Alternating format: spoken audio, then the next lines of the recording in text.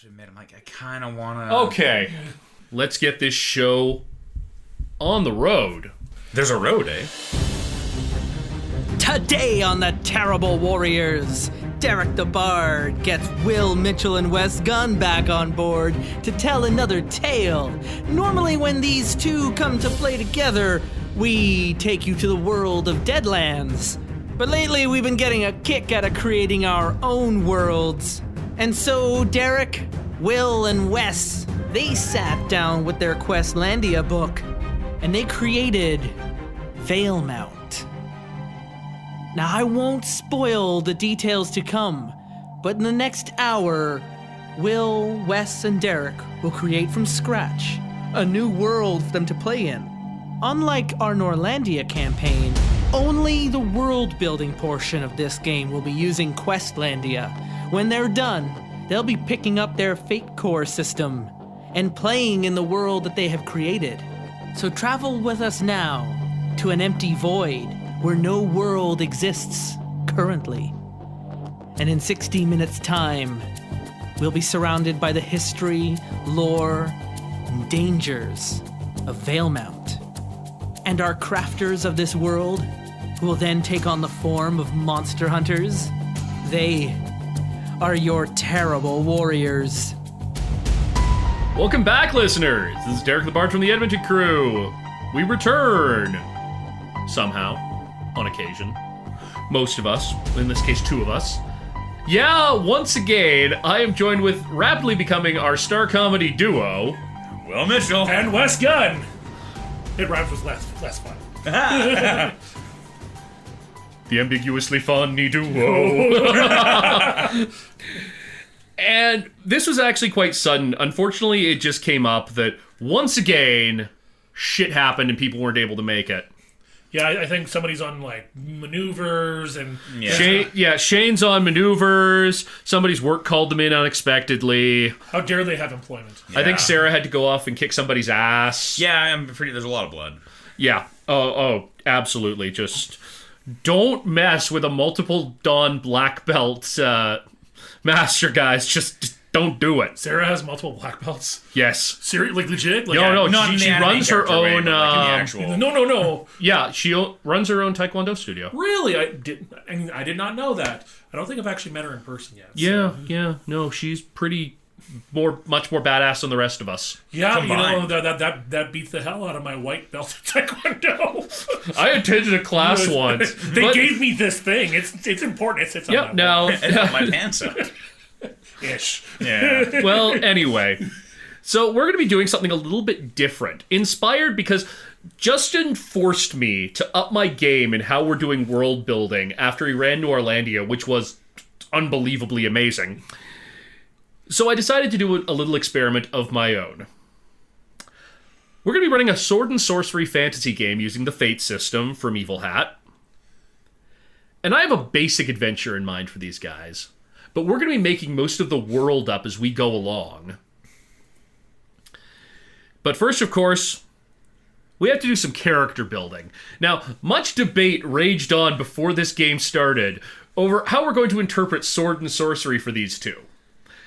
Putting it out there at the start, your profession is both monster hunter. Okay. You hunt monsters. Now, I'm going to start by throwing to Will first. Okay. How do you two hunt monsters? But actually, screw it, we got to figure out a name for this place first. We do. Where are we? Where the fuck are you? Where are these monsters that it is legal to hunt? Presumably legal. I shouldn't jump to conclusions. Is it legal to hunt monsters here? We'll find out as we go along the table and open up some interesting, deep philosophical questions. So let's start with, what is the name of your kingdom or place of residence? Democratic People's Republic of Bob. Shh. No, you're not up yet, Wes. It's Will's turn. Damn it. You know what? I do like the idea that it's not a straight up kingdom, though. What if it is the Parliamentary Republic of, let's say, Krillalia or something like that. I hate that name. Valemount. Valemount. I like it. That's way better. Yeah. It's just normally, in day-to-day, we just call it Valemount or the Republic of Valemount, but the full title is the Parliamentary Republic of Valemount. I like it. It kind of evokes that expanse feeling of the Democratic Congressional Republic of Mars. Yeah, a little. Yeah. Okay. So the Parliamentary Republic of Valemount, or just Valemount. Now, that sounds like it's in the mountains somewhere. Definitely. Now, is your planet very mountainous, or is that just the part of the world that you live in? I think the area is generally mountainous. The neighboring kingdoms are fairly mountainous as well, but there are tales and reports and travelers from places that are not just all fucking mountains. The mysterious deserts of the east, that kind of thing. Exactly. Okay, so let's actually just draw a little map for ourselves, and we're going to put a picture of this up onto our Twitter or Imager or whatever main social sharing site that we have. So we've got this main mountainous area in the middle there, and that's your Valemount. Yeah. So you got, and then we've got, let's call it deserts off to the east. So what's kind of north of you guys? Is that more like a pole? Or... Let's get Southern Hemisphere about this. I think as you go north, it gets hot. Okay. I think so like jungle? There's like jungles and shit up there. Like the mountains on the north end of Valemount are more like the Andes, where it's like mountains and then you go down into jungle on the far side. Okay. Vale also implies that we're pretty forested too. Yeah. But you're maybe more temperate because you're higher up, so you're a bit colder? Yeah, I think that's it. And also a little bit further south, which is apparently towards the pole. Okay, so does that mean that south towards you is then going to be like cold and maybe you're like descending into more like North American kind of like Or I'm Canadian climate? thinking more Argentina. Okay. So, bit colder, bit more, just more like temperate than anything? It's more temperate. Now, is the Parliamentary Republic of Valemount in the middle of this continent? Is it on the side? Is your western coast going to be like an ocean? Or Here's the real question, because like any sort of great kingdom is based upon, like any big great city, big kingdom is always based upon water. Yep, you gotta have a big water source. That's why things like America had such a huge advantage, because they had not one but two huge, very rich coastlines, right? Yep. And a number of kick-ass rivers. Yeah, exactly. So it'd probably be ocean, in my opinion. okay, so ocean to the west of you. Yeah. All right, then. Now, my next question is, I'm going to throw to Wes on this one, because you guys work together on that one. What is the tech level of this world? I'm getting a Valemount. Like, first off, because it's like a parliamentary republic, it does imply some sort of social order has kind of gone beyond. It's not feudalism. Yeah, it's not feudalism. It's more organized. Yeah. Well, I mean, feudalism can be super. Of course, it certainly can be. Right? But it does imply that there has been either social upheavals or something like that. Hell, parliamentary does usually imply that the king is still there, but as a figurehead of some sort. And we don't know necessarily if the parliamentarians are like properly voted on, or if it's like the king chooses the nobles he likes. Yeah, like is this like a parliamentary democracy? Like is this like a Burgundian court, or is this like early like Canadian parliamentary democracy, right? Well, okay, that's your social level. I'm asking about your tech level. Well, that's usually, but they're gonna reflect each other. Yeah, well, it's a fantasy setting, so they can and they can't as you I suppose this is true. Maybe I'm overthinking it. I would like a steampunky feel. That's just or like maybe I'm trying to think like almost like maybe like a sail punk. Like, the Industrial Revolution is just starting. We're in, like, the ground floor of the steampunk. Well, you're in a mountain, so you're going to have a lot of wind. So, do you want to go literal sail punk, where you've got, like, everything running on, like, wind turbines? Yeah. Okay, crazy idea. What if, because we're a fantasy setting, Valemount, we've already established that we're high sort of altitude. Mm-hmm. What if we are not important because of a water feature, but because of an air feature? What if there's like a particular series of like basically like jet streams that are fairly low and go through sort of the peaks, and we have wood that's lighter than air? Oh, so like airships and shit. Yeah, so we're a superpower because. So what if your ocean to the west then isn't a literal ocean in terms of water? What if it's more like a sea of storms kind of thing, where it's just like this huge, like almost semi-mystical vortex of air? Some horrible gyre of whatever. So we'll call it the Sea of Storms. Or the Thundermere. Okay, the Thundermere? Why not? That sounds cool. Yeah. But yeah, we're going to spell it MEIR. Oh, I was going to go MERE. But like I'm imagining like, okay, there's airships, and they have imagine a MacGuffin that allows them to be airships, right? Like, Yeah. In terms of like the other things that would be commonplace, like maybe very early flintlock pistols and flintlock rifles and stuff like that. Yeah, well, we're past wheel locks and matchlocks. We got flintlock. Yeah, nothing beyond that though, right? Like, yeah. and nothing Like paper cartridges is like the newest hot idea. Yeah, exactly. Right. Okay, so we're talking about like early mid black powder kind of period. Yeah, like late 18th century Earth level. Well, and like, and still, and at this point, still melee and using like swords and stuff like that. Yeah. That's still a thing. Swords and bayonets really fucking matter. Yeah, right. Because like you fire once, and if someone can get close enough to you, they're gonna wreck your day. Like you think of like I'm thinking like feudal Japan. Yeah. Yeah. Where Well, it's and just- our world may not have had its Napoleon analog Yeah. yet. So like things like your lines of fire may still be in their infancy. Well, you're also in a mountain area where lines of fire aren't... It's just not practical. So are you looking at a situation where even your military is more... The individual warrior is still very important there? Although, if we have airships and we have gunpowder, fuck all y'all, we got aerial bombardment. So you have a navy. So We you have have a a navy, an aerial navy more than a standing army. That's right. Yeah. And that's probably this nation's claim to fame, right? Yeah. Is it's like, yeah, like, okay, yeah, like, well, maybe there's a nation that's a rival to it, but it's like, it doesn't really matter because it'll just bring up an airship and just fire huge chunks of metal down from like, rain from on high, man. Yeah. Watch Okay, the so God. it sounds like then you're also digging into the mountains as well. So you've got deep mines there. Yeah. Yeah, Now- and we have some degree of metallurgy, so we're either importing metal like brass and iron, or we're mining it ourselves. Well, I mean, like, to me, it would imply that, like, the Valemount is, like, probably, like, almost like a fortress on the mountain. I'm imagining like a Switzerland. Yeah. Like, imagine Switzerland invented flight before everybody else. Yeah. And we're dicks about it. Yeah. Okay, so what if... Now, you say Switzerland. Are you literally, like, you're neutral to the other affairs of the world then? I can't see it the way we're describing it. They have an edge. Yeah. And anybody else, any other nation that gets an edge like that, use it for either economic or political gain of some capacity. So, in my opinion, these guys are a bit imperialistic. Yeah. Right? Okay, Yeah. you're imperialistic. Colonization is still a hot deal for us. Yeah. Especially because we can get to shit before other people, right? If they have airships, they either bought them from us or ours are fucking better. Yeah. Okay, well, that's another question. Do other countries have airships? Or are you the sole supplier with your lighter-than-air wood? Personal opinion, I think that the airship wasn't invented by us. It was created by another nation, and we just took it and perfected it. Yeah. You like that kind of like Japanese things, like we made the TV, and the Japanese go, yeah, well, we made like really good TVs, right? Yeah. Like, yeah. Somebody else made it, but we perfected it. yeah.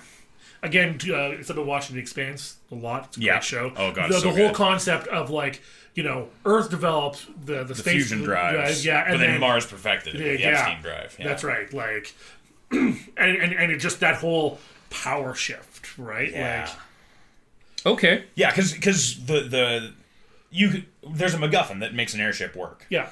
But if you make an airship with the MacGuffin out of our lighter-than-air wood, it's a fucking great airship. That's right. Okay, so what's the MacGuffin that makes the airships run? Now, what's your level of magic in this world? Are we talking... Because it sounds like you've got air turbines, you've got airships. I got to write this down. Remember, Airship's a big deal. turbines. So you might even have basic electricity. You've got like lights going around and stuff. So what level of magic is available to you then? Yeah, good question. And- I like the idea. Let's go crazy with it. That magic is just a thing, right? It's like you may be a chemist, but that doesn't mean that I can't make like a baking soda volcano. Yeah. You might be a wizard, but that doesn't mean I can't do magic. So Magic is a force in the world that if you sort of kind of understand it or have a natural knack at it, you can just do it. Here's a thought that I want to kind of play with, right? Because like if we're talking about a nation that's obviously marching towards industrialization, Yeah. what if their chief rivals are ones that favor a bit more with the magic, and that puts them on edge? Yeah. Right? Now- Like, That's going to be a beautiful Okay, tension. so here's the question. Does Valemount not favor magic as much because of its technology, or is there a lack of a source of magic? Is magic something genetic? That also brings into another question. what if magic's cultural? Oh, that's a cool idea. Yeah. I like that take. Yeah, so like the people that Valemount views as primitives, they have access to being able to throw fireballs and stuff like that. And it's because if it's directly from their connection to the natural world and stuff like that. Like Okay. shamans. It's and more of an animism spirit connection fusion. thing. Yeah. Okay. Yeah. You need to believe in the spirits so they can tell you how to tap mana. Yeah, and the Valemount people, by and large, don't buy into that because, like, why would I believe a spirit? I literally have an airship, right? Like, Yeah. Oh, and that helps explain what the MacGuffin is too. It is a little Magitech thing, but it's an air anchor that basically you turn it on and it basically makes air no longer intangible. Okay, It makes so- air like a fluid. So when we're getting into that, then, we're talking about that magic is animistic and cultural. Is it then that Valemount is simply, they've industrialized what magic they use, that you don't use magic because it's like following a folk religion in an industrial city, where you might be seen as, people who use magic could then be seen as being very provincial, very rural. I think there is an angle of that. Okay, so if it's based on the land and it's based on the spirits, we've industrialized, and that killed off all of Valemount's natural spirits. Because the nature here is now different. We fucked with it. The place is highly developed. So the spirits that were there are basically all dead or gone or sort of like left. crippled or Yeah. left or whatever. And now some time has passed where we were kind of vulnerable. Now we're getting new spirits. But the problem with the new spirits is that they don't understand mortals at all. And we don't know how to appease them and how to tame them. So that helps build that idea of why, like, oh, you deal with those crazy animals, like you must be some sort of savage yourself. Also, it gives us reason to sort of just like hide the fact that our spirits are all fucked up. And then it also means that like dealing with the spirits of Valemount are dangerous. Like they're still untamed, they're wild, and the few that we've got shackles on or have made a deal with are unreliable at best. What if we take that just one step further and maybe draw on a little bit of another game system? And some people might recognize this. What if the spirits that have come back are specifically corrupted because of what we've done to the local nature?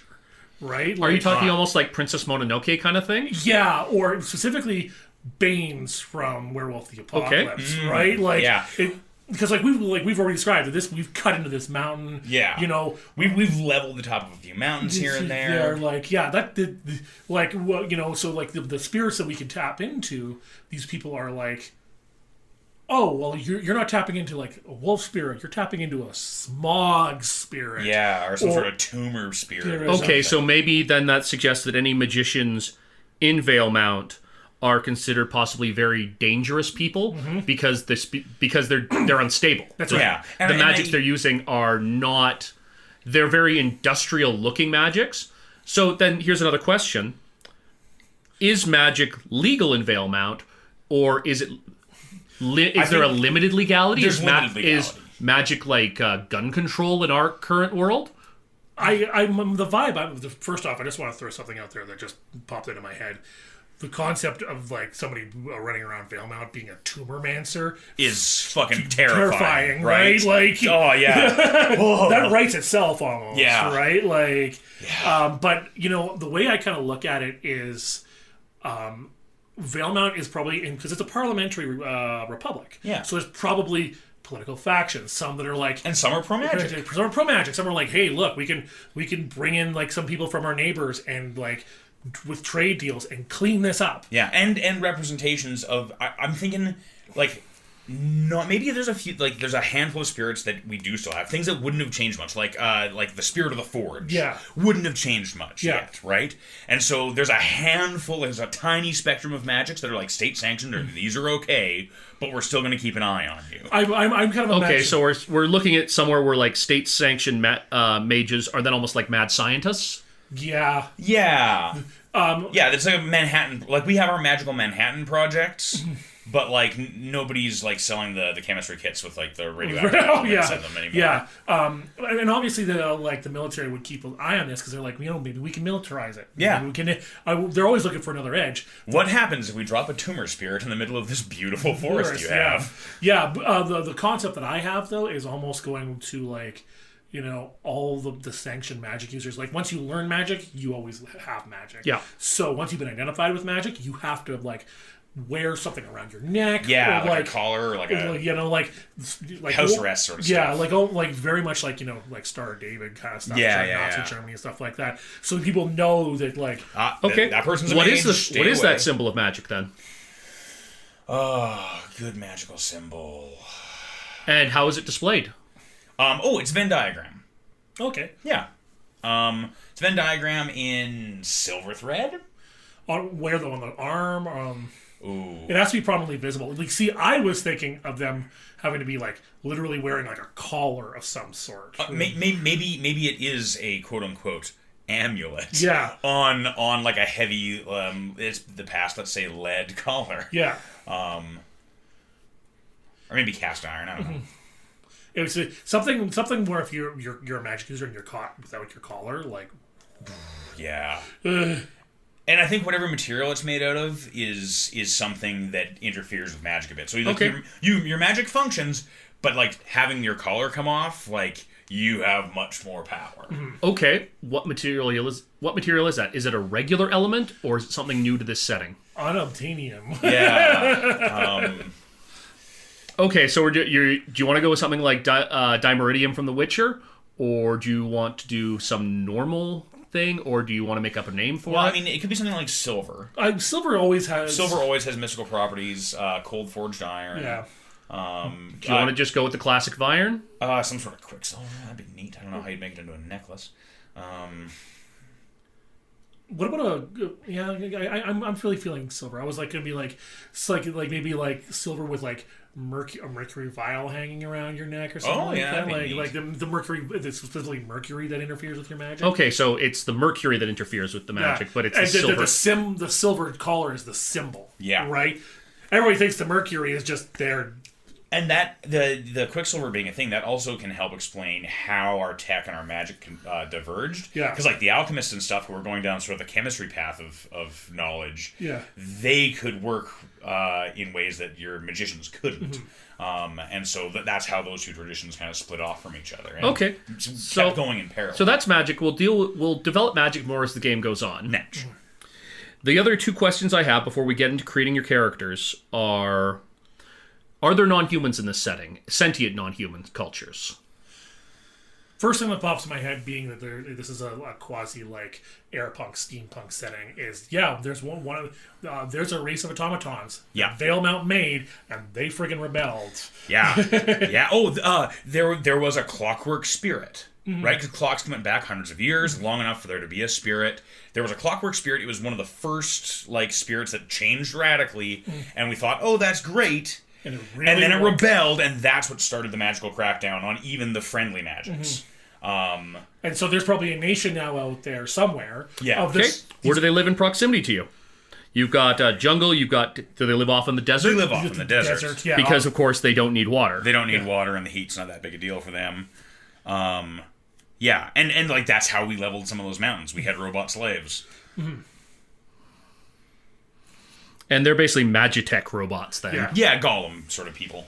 Yeah, like your Forgeborn. Yeah, Warforged, Forgeborn, whatever you want to call it. Insert MacGuffin name X. Yeah. Or fantasy Sure. What do you want to robots.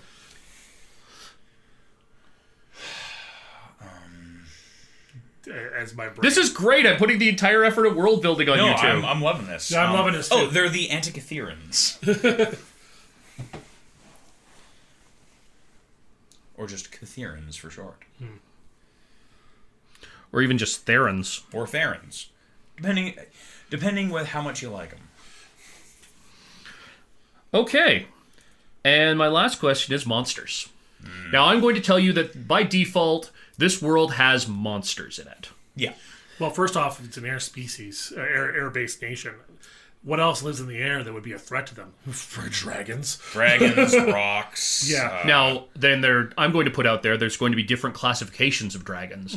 And you probably haven't seen one of the great dragons in a long time. Probably after you killed the last one sleeping in the mountains. Yeah. I'm thinking that like the speaker's chair in the Parliament is like the open maw of the last skull of the last great drake.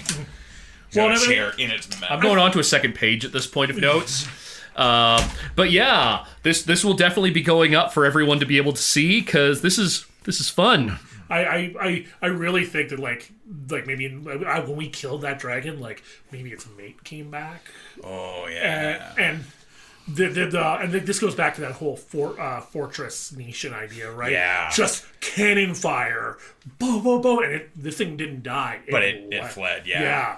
Right. Oh, so it fled west into the Thundermere. It's somewhere out in the Sea of Storms. Yeah, waiting.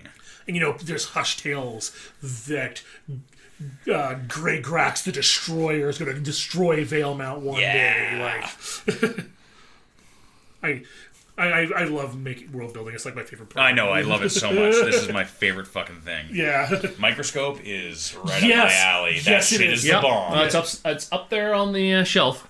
Okay, so that's dragons, and we've got different kinds of dragons out there. You've got your little Now, are your birds basically like little tiny bird-sized dragons that kick around up there?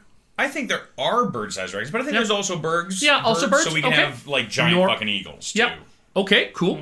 Also badass like two-headed eagles if we're gonna go slightly Germanic. Yeah, well, this is a very Germanic certain amount of Teutonic everything in this. I think. Well, that might actually be seen as more of the spirit of Valemount as your two-headed eagle spirit, who has been missing for like 50 years now. Yeah. Okay. It does imply Valemount's in decline too. Then. Yeah, right. Even while our economy is booming and our society is working great, we're kind of throwing the baby out with the bathwater, and in so many fundamental ways are in decline. Rad. Social commentary. But yeah, other non-human intelligences. I'm also going to put out there, just because I enjoy having them around, is your mountains are going to have other flying creatures. You're going to have your griffins, your harpies. Harpy, yes. I think fairies. That's the thing. Like your typical like fae, like trickster things. I think they exist. Okay, now. How do they exist? Are we talking like an ancient race that moved underground or sideways? I have a really cool idea with the Fae, and I want to spitball let's spitball it. Okay, so the Fae exist in a mirror image of our world, but it's the exact opposite. So in our world, we're on a mountain. The Fae Lord lives in a freaking crater in his world, right? And so as we're like hacking off bits of our mountain. They're sort of getting deeper. There's a mountain forming on their side. Yeah. Right? And he's not happy with like there suddenly being a mountain there. Yeah. This Fae Lord is like probably like some sort of like... Oh, he's the Mountain King. Yeah. He's some sort of like underground troll lord. Yeah. Right? Yeah. I don't want to do like the whole like seasonal courts and stuff. No. The hell with the seasonal courts. Yeah. Overdone. Okay, but we know that the Fae live sideways in a mirror world from you, that they have a Mountain King. Yeah. Yeah. Who rules some sort of undermountain. Yeah. Now, do they regularly fight you? Is this something that you need a standing army against? I could see it. I could see that them not being happy about what we did to our spirits. Yeah, and I think I kind of like the idea that it's like, hey, it's midnight and you went left too many times. Boom, you've fallen into the mirror world. Yeah, I kind of like the idea that like the lines between the worlds are fairly blurry even now, and that means that there is a lot of transfer both directions, which would mean that there's again going back to that militarized society. Like there's probably military patrols all throughout the nation because you never know when you're going to round a corner and be like, that's not supposed to be here. Although maybe that's more of a recent thing. Like maybe the important places have. Maybe the places where the people who actually vote for Parliament, they've got military patrols. But like your random dirt farmer, like he's... Which could also lead to some interesting interplay that places in the outreaches also have things like, yeah, you know what, that's Jim. That's Jim the Cave Troll. Yeah. He settled here. He can't get back. Yeah, ever since the water spirit died and the river doesn't flow anymore, he turns the mills down. It's pretty handy. Yeah, Okay, so another question then. So do you have 3 worlds, are we talking about at this point? We have a spirit world, a Fey world, and a physical world? I think so, yeah. I don't think the spirit world is necessarily different from...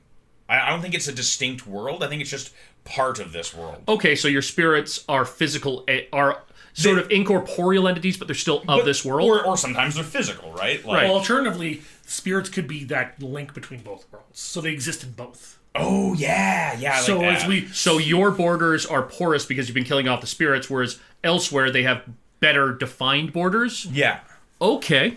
yeah, which makes our various vales sort of haunted and terrifying. I'm kind of imagining like the easiest time to slip between worlds is during the full moon. Yeah, of course. Like midnight on the full moon. right? And like the mists roll in on the mountain. It's cold, right? And you look over, you're like, oh, what the hell is that? And it's like, oh, well, that's some sort of thing with like 14 eyes, like that. Really, like I don't want our Fae to be like, hey. Yeah, no. No, I want them to be like that. Very, very much Fae a la, like, Fae provided by Guillermo del Toro. Yeah, like, exactly. Yeah, they're terrifying.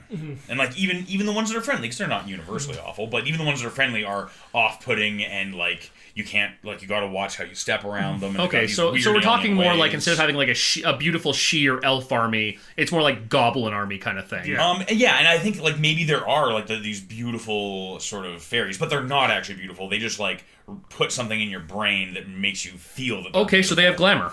Yeah.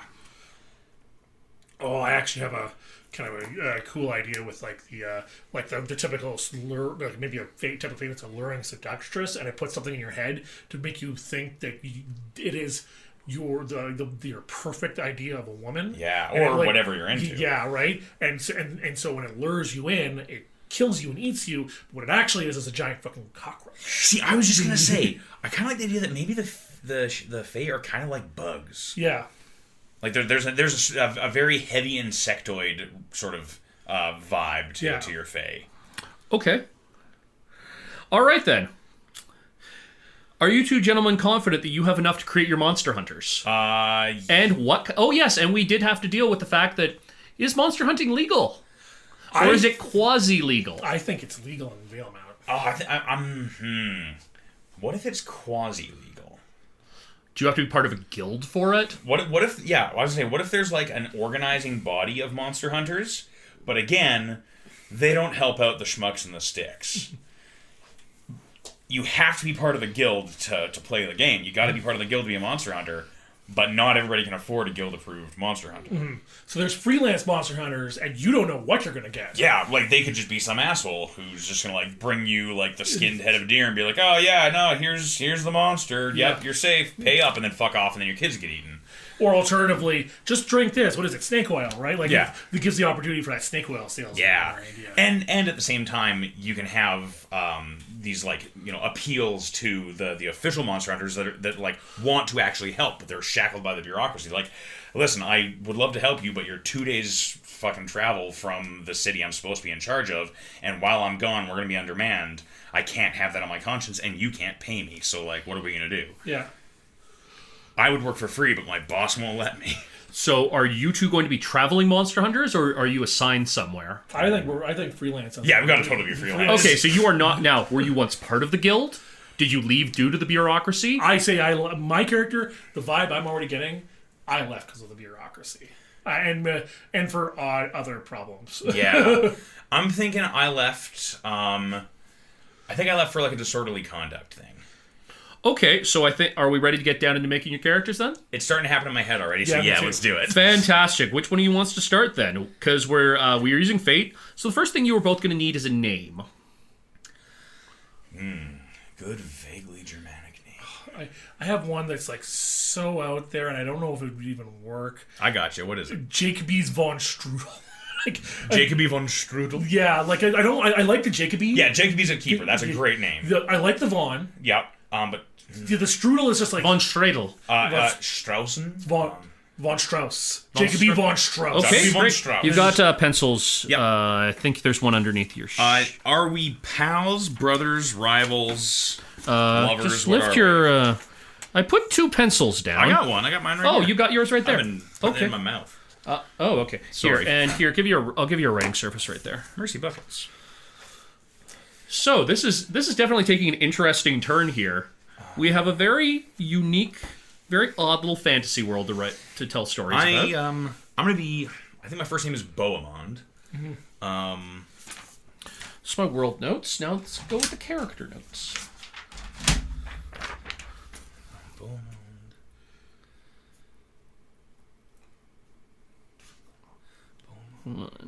Strauss. Von Strauss. Von Strauss.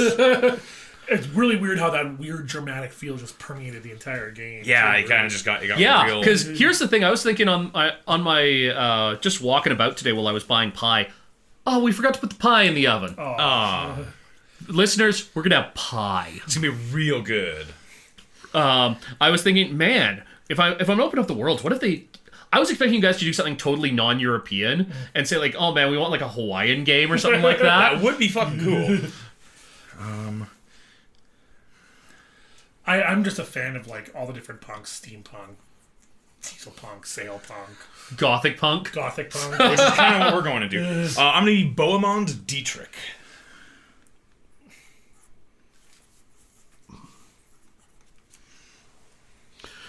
Okie dokie. Now, next up is going to be your aspects. And as anyone who listened to our Cats of Gravity Falls game would know, aspects are very important to this game. So you have your name. Next up is going to be...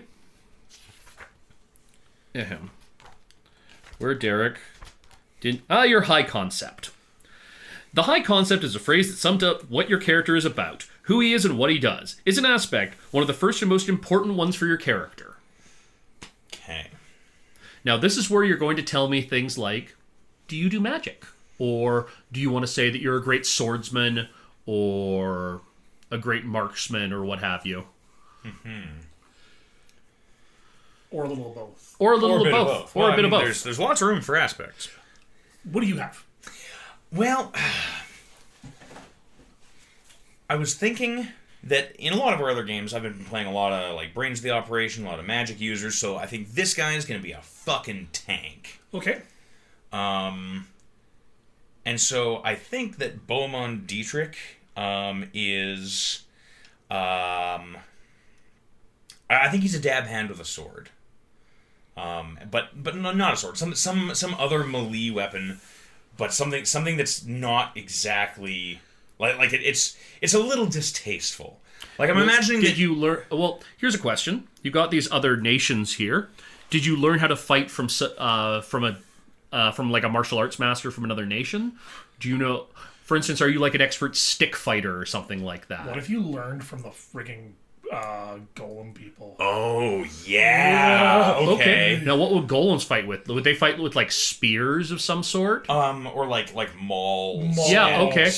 Yeah, All right. He uses like a big fucking hammer. And it's very obvious where you got it from, too. Yeah. Okay. For sure. Well, that sounds like we're getting into your trouble there, though. Potentially. Potentially. That and getting thrown out of the guild for disorderly conduct. Yeah. So I think my high concept is he's a Now, here's just some examples. You could take the idea of like your job literally. You could throw on an adjective or other descriptor to further define the idea. You could mash two jobs or roles together that most people would find odd. You could play off an important relationship to your family or an organization you're deeply involved with. I think he is a renegade monster hunter that carries a big stick and refuses to speak quietly. Okay, how can we shorten that a little bit? I don't know.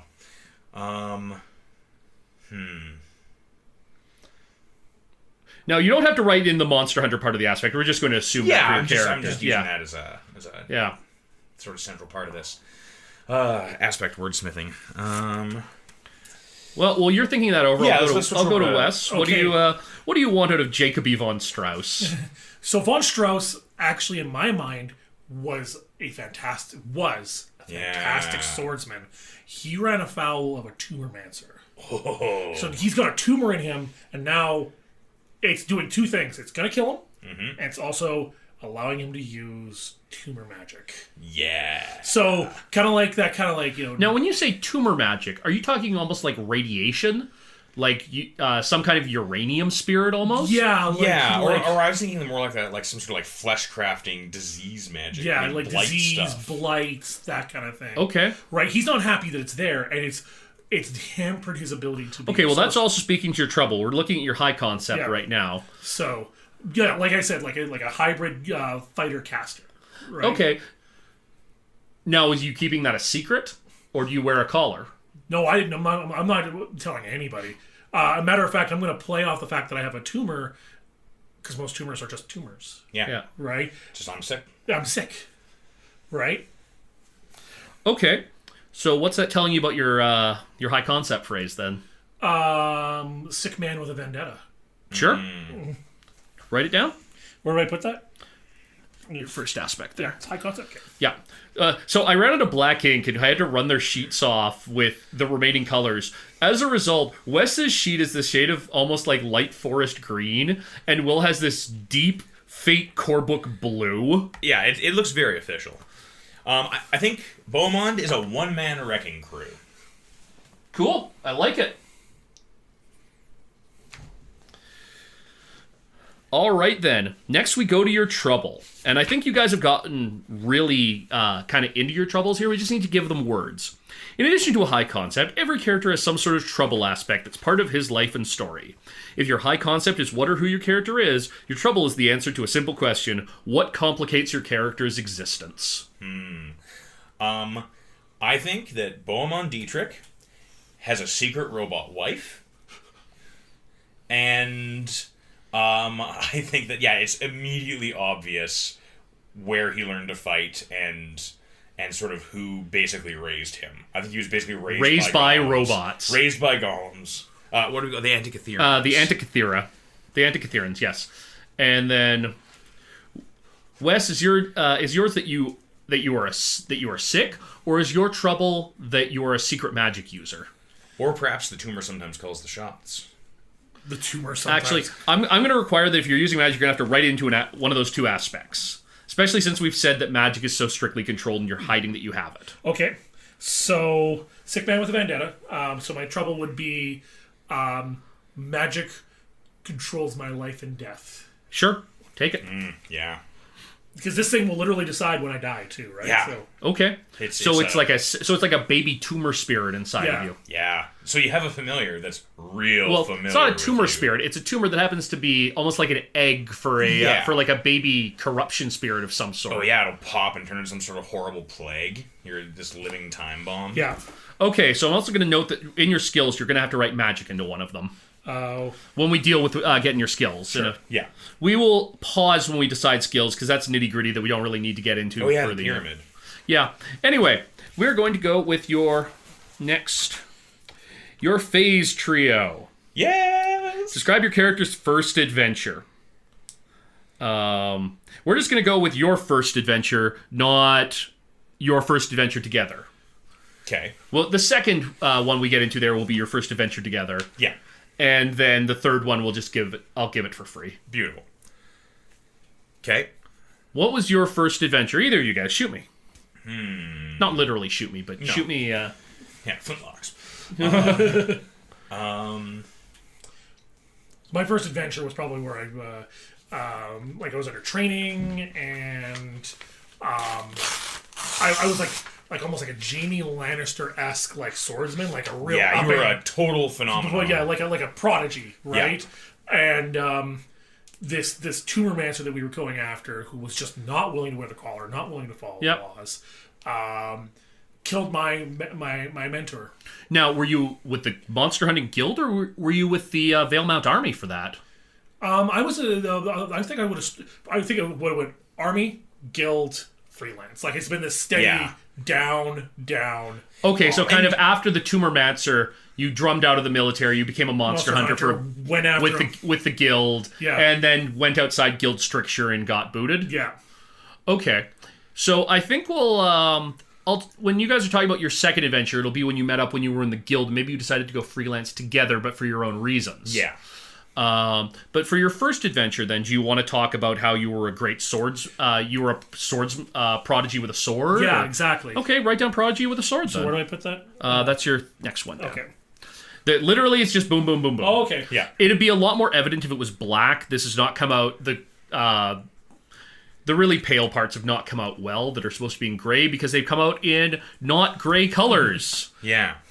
that it isn't as visible in forest green or pale fate blue. Okay, and then Gray.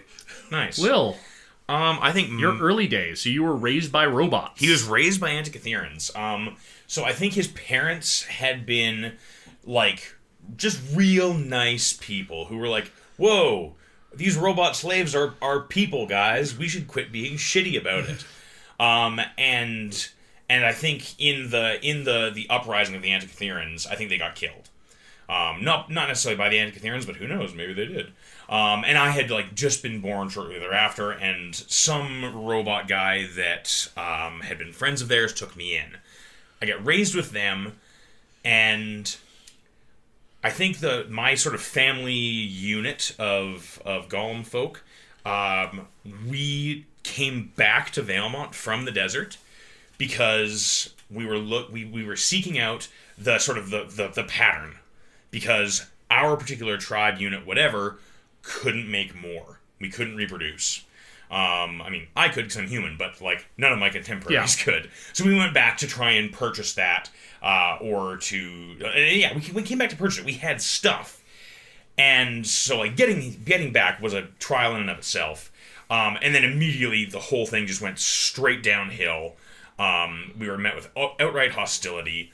And I think we were attacked by some of the new spirits of the land. I think the place we came back to was a place that we had worked in before, and the new spirit there was some sort of like a rust spirit or something.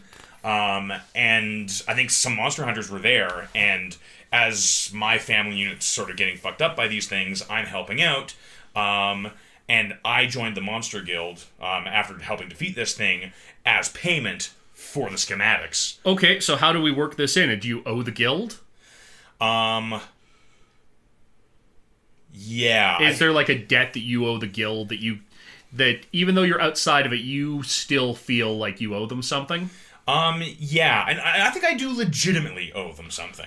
Okay, so like I owe the guild, or I owe my life to the guild, or something like that. Because keep in mind, they did still kick you out. Though they did still kick me out. Yeah, I think I do owe them debt to the guild. Okay, you know what? We can just flip flop that as your trouble then. I like having lots of things that are Okie trouble. dokie. All right then. Next up is going to be your first adventure. So you two met while you were in the Monster Hunters Guild. Mm-hmm. Yeah. Now, do we want to call it the Monster Hunters Guild? Is it the Slayers Guild? The Helsings, if we want to get real stereotypical. What do we want to call it? I still have room on the sheet. It does need The a name. Department of Monstrous Affairs. Ooh. I really like that. Yeah, there is something nice about that. Monstrous Affairs. Yeah, let's keep it with that. There's a certain delicious bureaucracy to that. Yeah. Well, and I'm like, again, Parliamentary Republic. Yeah. Or no. The Ministry of Monstrous Affairs. Oh, okay. That's even better. That also implies that that it goes fairly high. Mm-hmm. Like, while the army is day to day more important, the monster hunters are a little prestigious. Mm-hmm. It's the MMA. Yeah. Gotta get on our tap out shirts. Now I'm going to get a barbed wire tattoo. Yeah. So what if you have a tattoo that's whoever your savior figure is never tapped? It's Jason David Frank's tattoo. Yeah. All right then. So you met up while you were with the Ministry of Monstrous Affairs. Yeah. And so you've got the sword prodigy and the guy who was raised by robots. Mm-hmm. Yeah, it sounds like we're going to be chaos and mayhem, a double act. Yeah, it's going to be pretty great. I think perhaps our first sort of mission together. Oh wait, I forgot one other part of this stage. You decide what the other we one's do it for aspect each is going to be. Yeah. Yeah, it's the best part of the phase trio. Okay. Or whatever this is called. Yeah, it's the trio phase or the something or other. Yeah. So okay, so you get to decide. I come up with. It is the phase trio. Haha. I come up with a thing for you. You come up with a thing for me. Okay, you go first. Oh hell. I know. Well, you've played Fate. I haven't. In the next Well- few phases, you'll tie the group together by having other characters contribute a minor supporting role in your adventures. Once everyone has their blah blah blah. Complicating the adventure, solving a situation, complicating and solving. Nice. So that's the question. Did you complicate or did you solve the problem that the other had encountered? Okay, so I think our first adventure together, I don't think we started it together. I think you were kind of on the edge of sort of our sort of permitted territory. And I think there had been some sort of monster that had fled there. I had been out there because fuck the rules. And I think that's when we crossed paths. The monster that you were chasing was it was a clockwork harpy. Okay. There had been a menagerie at one point that had been sort of shut down. And yeah, the spirit of the place came into this harpy, busted out, and was like leaving just a trail of destruction across the countryside. And so you were in pursuit of it. And my guy had sort of found it first. And it was just way too fast for him. He was by himself, didn't expect to find this thing at all. He wasn't looking for it. He was looking for something else. And it had him on the ropes. In fact, I think he was about to get tossed off a cliff. And you show up in the nick of time. And with some of that sword skill, I think you managed to paralyze the thing. And I think that you actually, like, placated it a little bit. And sort of, like brought it, like, instead of destroying it, I think you put it down. And so that it wasn't going to be a problem anymore. You kind of tamed it. Yeah. I kind of like the idea that, if you're cool with it, that Jacobi has a bit of that horse whisperer for spirits angle to it. Okay, sure. So what do I write down there for that? Like, Great question. Pick your adventure, someone else's adventure. You could write down the Spirit Whisperer or something like that. yeah, okay, I can do that. That's pretty cool. And indicating that this isn't a magical skill that you have, it's just Just a certain je ne sais quoi. Yeah. And I mean, it helps that you have the tiny voice of this horrible little spirit in your ear all the time. Drink that vial of uranium. I need power. No, so Bob, now do stop I it. have to build off for him, like, off that same... No. No, it could be No. a different one. Okay. Obviously, this seems to be that you two started working together after that, but what's another adventure where you crossed paths again, maybe before you became a duo? Yeah, or maybe it was the time we became a duo. Yeah. I think that building off of that, like, that we were paired at that was like our pairing moment, right? Yeah, Where it was I think like so too. Someone at the top went, like, okay, you guys are Yeah. A-okay, right? And so what I think ended up happening was there was some of the clockwork people in town, and they were having a monster problem in town, and the guild was actually trying to look the other way because Let them fight. yeah, right. Yeah, Ken Watanabe is apparently just this random member of the guild, and whenever giant monsters start attacking the clockworks, he looks around and he's like, let them fight. That's all you say. What do we even have you here for? So, like, Best line of that movie. Oh, yeah. it's true. And so, like, you were like, fuck this, right? And basically, I tagged along, and you weren't actually going to go all the way. You were going to be like, look, my job's more important, right? And I actually convinced you to be a bit more of a rebel, and that's what got us both drummed out. Oh, yeah. Rebel with a cause. Oh, I love it. I love it. Okay. And the last one I'm going to give you is a free aspect, just because we don't have extra people in the group to Naturally. connect you to. Yeah. So something that's come about since you became a freelancer. Some odd set of skills you picked up, or some odd complication to your life. I think that I am, I think since we become freelance, I've got my hands on at least a few pieces of like an Antikytherian schemata, and I think I now have some degree of like clockwork magic. Okay.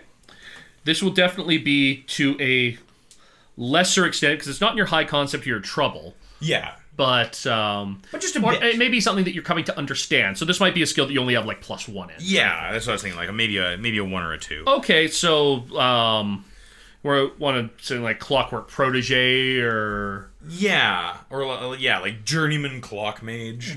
Mm-hmm. You're an apprentice clock mage, barely. Well, I don't have a master. No, what would Self-taught clock mage? Yeah. Okay, self-taught clock mage.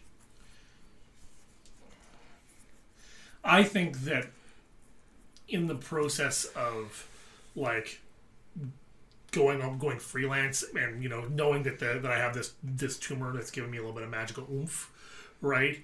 The more that I've used it, it's accelerating my aging. That's not really much of an aspect, though, because an aspect should be something you can invoke. Now, however, that tumor maybe gotten you in contact with some more unsavory sorts, like a magical underground, or maybe there's I can tap into like an Ethereum of like spirits, and like not many people can, because many people can willingly, like a John Constantine-esque kind of approach. Yeah, maybe the only thing keeping you alive is the tumor. Well, I more meant something like almost like a demimond, like a society of like underground kind of magic users. Okay, and stuff. yeah. Like the secret organization of sorcerers. Like contacts in the underground or something. Sure, like. okay, that actually makes sense. Okay, go ahead. Notes from the underground. Yeah. All right, then. I think we're going to wrap up this episode at this point.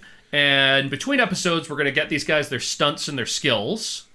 And then we're going to jump into some good old-fashioned monster hunting action in the Parliamentary Republic of Valemount. Yay! Huzzah! In this, the game that still doesn't have a name. I'm sure we will call it something by the end. Yep. First episode. Huzzah! Of course, by this point, it has a name because you've clicked on it. Yeah, It has a name. Yes, but of course, obviously, listeners, by the time that you're listening to this, we figured out a name, and it's obviously complete genius. Like, Yeah, it's super Like, guys, awesome. give yourself a pat on the back. It hasn't happened for us yet, but it's happened for you listeners. You are listening to us in the future before we in the past have actually taken action. Time travel. Yeah, man. Wibbly wobbly, timey wimey. I'm sorry. I'm so sorry. So for Terrible Warriors, in this the world building and character generating session of our Sword and Sorcery Fate game, which will one day have a name. You know it, we don't. Come back in time and tell us so that we can sound like geniuses, and so that you could prove all of those bastards who said that time travel isn't possible wrong. I'm Derek the Bard from Chasing the Muse. I've been your GM for this evening, and I am joined with Will Mitchell. And Wes Gunn. Oh God, nothing ever goes well with these two in time travel. Don't do it. Don't do it. Don't do it. The Terrible Warriors has new episodes out every Thursday and every Tuesday. And in 2 weeks' time, we will return to the Parliamentary Republic of Valemount in a campaign we ultimately called the Lillenburg Murders. And if you return to us on Tuesday, we're wrapping up our other Landia game, the one about murder in the city of Calypso, where famed author Stephen Prince was found dead in his editor's office. Yeah. Well, our investigators are almost done cracking the case. They already know who killed our victim, and they already know how the crime was done. But it ain't over until they learn why. In the final episode, will they finally learn the truth? And could the truth be more tragic than never knowing at all? Norlandia concludes.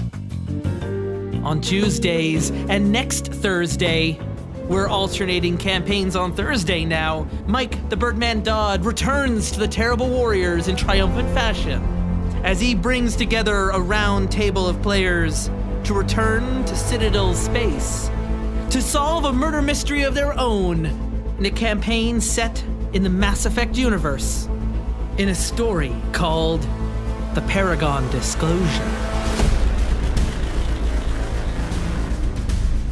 And finally, the other Tuesday campaign we are running, alternating with Norlandia, is masks, a new generation. Our new heroes have found themselves dealing with the consequences of a previous campaign that they had nothing to do with. And now, as another dimension collapses in on their own, will they be able to restore the wall in time to save every city of Halcyon? The stakes are getting high in our superhero RPG. And you can follow us on Twitter at Dice Warriors. You can check out the schedule at terriblewarriors.com. We are barreling towards our season finale at breakneck speeds. We know what games we're playing. We know when those games are coming out. But are you even ready? Because I can tell you we're not. We're not ready at all. We're probably just gonna have to make it all up as we go. In Terrible Warrior fashion, the Terrible Warriors are, of course, brought to you by Patreon supporters at patreon.com/Terrible Warriors. You too can become a supporter today and join us in our stories and join us as our NPCs and get postcards from us sent to you in the mail. The back of those postcards, they got a QR code that sends you to a super secret postcard webpage where we upload little snippets and tidbits that we don't give to everybody else. They're mostly just our random scrabblings of madmen. Today's Terrible Warriors were Derek Burrow, Will Mitchell, and Wes Gunn. And we will return to the Parliamentary Republic of Valemount. And until that time, remember to always hire a licensed monster hunter. Unless, of course, those unlicensed monster hunters happen to have evil spirits inside of them, whispering things, secret things, tragic, forbidden things. Because then you know you're getting a good job done. And in doing so, you will have become a terrible warrior.